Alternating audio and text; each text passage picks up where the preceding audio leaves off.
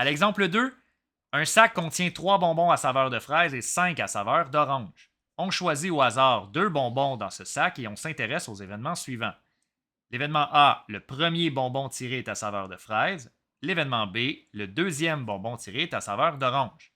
Donc, à gauche, si le tirage se fait avec remise, ce qui veut dire qu'on va remettre le premier bonbon pigé dans le sac, alors les événements A et B sont indépendants, puisqu'il n'y aura aucun changement pour la probabilité de piger le deuxième.